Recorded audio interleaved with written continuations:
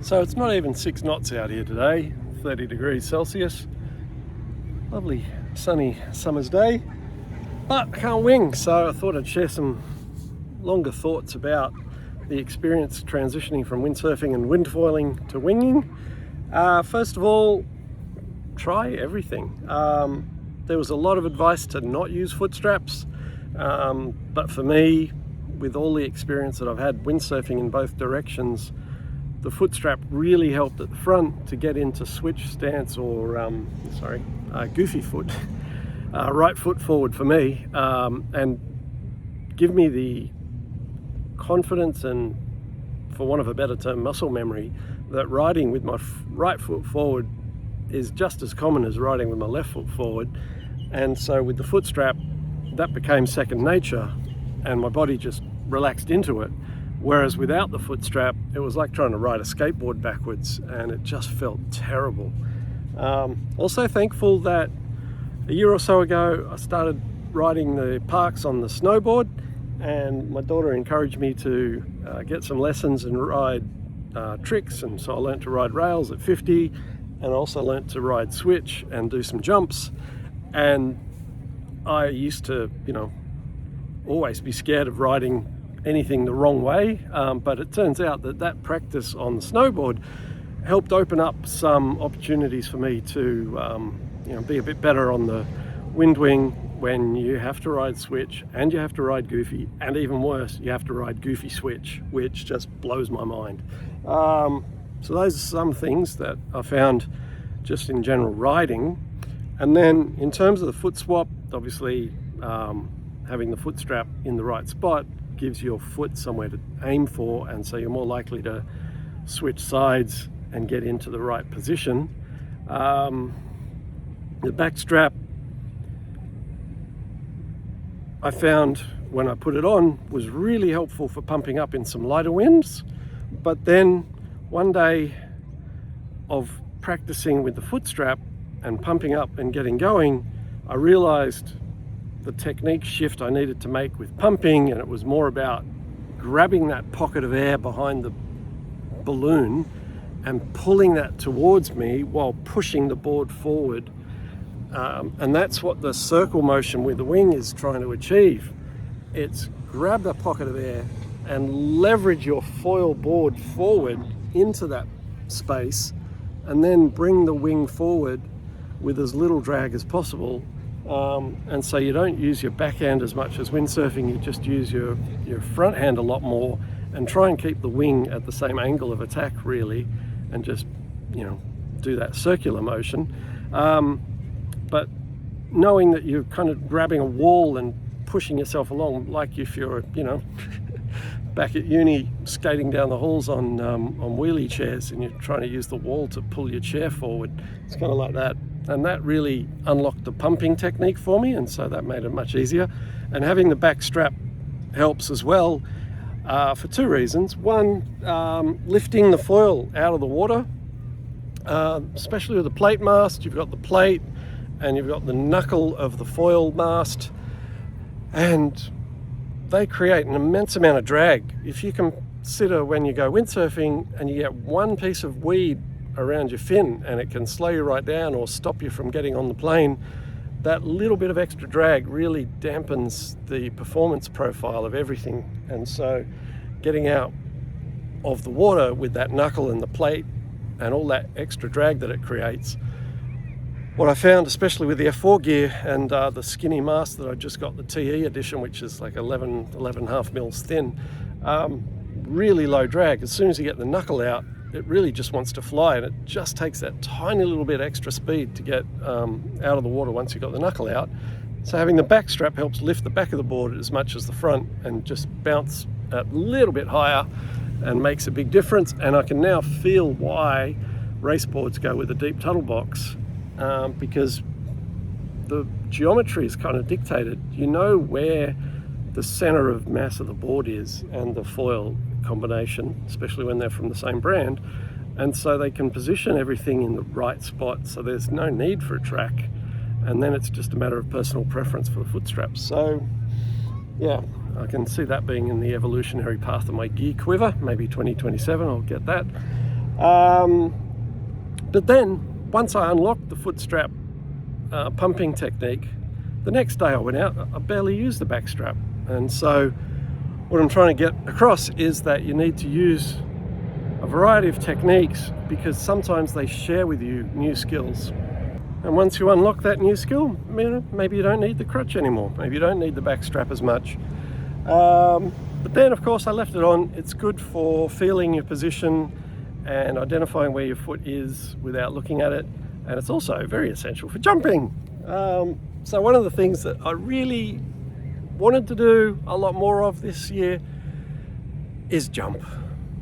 I used to, jump my slalom boards a lot, even though they used to say not to, until Slalom X came along. Love jumping. Wasn't doing it much on the foils, but now with wind winging, that looks like a lot of fun. I've seen some crazy airs, and so yesterday I went out and did 3 jumps on my good side and landed them, and I did 3 jumps on my bad side and didn't land them.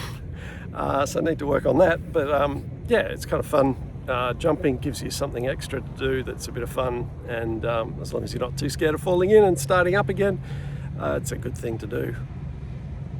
And then in terms of learning and progress, I've been going at this fairly systematically, 20-30 minute sessions at the start of the session, especially trying to do a focus drill on a new technique, be it pumping or jibing or switch stance or whatever, or pigeon toe foot swaps, as I call them. So yeah, dedicated session, or at least 20 minutes at the start of your session when you've got the energy, you're not tired yet. Put some effort in, learn a single skill at a time, 1 per day, or 1 per session. Makes a difference and gets you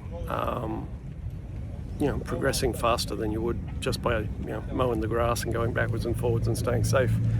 But that does bring some risks. So my view on equipment has always been it will be broken at some point. Let it happen. If you're not falling, you're not learning. So I break stuff a lot, but I don't mind. That's what it's for. I've broken gear just sitting on my knees waiting for an opportune moment to get up, and then got rolled over by a wave, fell off, and the foil went upside down and hit my wing. And so just by sitting on the board is not necessarily any safer than trying a new maneuver and getting up and going. So get out on the foil, try new things, and don't sweat the breakage. If something breaks, fix it. My sail repair for canopy was $100. I waited till it was the 3rd rip before getting it done. Used sticky tape to fix it in the meantime. Obviously bladder pops are going to be more problematic and probably cost double that, but yeah, just get out there and have a go. Don't worry about the damage, let it happen, and be careful of yourself. So in terms of crashes, I've learned a few things. One, there's no mast, so holding on to the boom and knowing you're in a safe space is not true anymore. The foils, you have to be aware of where they are, and so I've got a lot of years, I know what foils do when they fall, so I'm generally aware of where they are and where they're going. And so a couple of times I've fallen in front of my board and put my arm up just as the board has come forward and hit me. So you got to watch out for your equipment. The worst thing that you can do, obviously, is fall in such a way that the foil blades stick up, your board falls sideways, and then you fall backwards onto it. And so I did that once and luckily missed the foils. But yeah, if you have any control over which way you fall, obviously try and avoid the foils. Pierced a wing 3 times, obviously. Missed a few times very closely, so but yeah, other couple of times I've been quite capable of consciously pushing either the wing or the board in a certain direction to get as much clearance between the pieces as possible. So try and fall conscientiously is what I'm saying. And then in terms of equipment, the new gear is a lot better than the old gear. I've skipped a generation of wings, gone from the Maya to Maya 3, and already that wing from F4 feels a lot more solid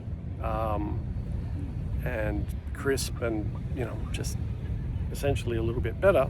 The sport is progressing very rapidly, and so if you are looking at second-hand gear, make sure it's reasonably current, and then if you buy new, you'll appreciate the enhancements that come with every new generation of equipment.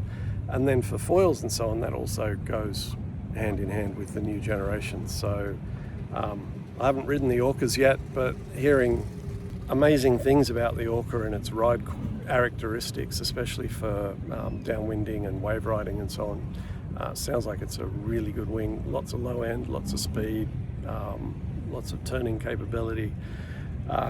So yeah, keep up to date, especially if you're trying to be competitive or you want the best ride and the best feel. But ultimately, if you're just out for a ride and you want some fun and some easy going and good times, then winging is an amazing sport, and it is genuinely peaceful and fun and low impact if you just cruise backwards and forwards, or catch a few small waves or whatever. Absolutely just a beautiful ride.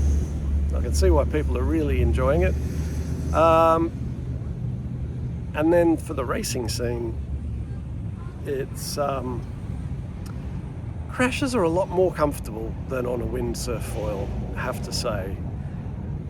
Separating the wing, I've done a few, I think, tip breaches, and the board's just collapsed in front of me under my feet, and I've just gone flying through the air with the wing almost horizontal for 10 meters or something. It's been hilarious, but no risk of mast strikes or that awful catapult feeling that you get on a windsurfer. So yeah, I much prefer crashing on a Wingfoil than a windsurf foil. Otherwise, just have fun and get out there. Send it.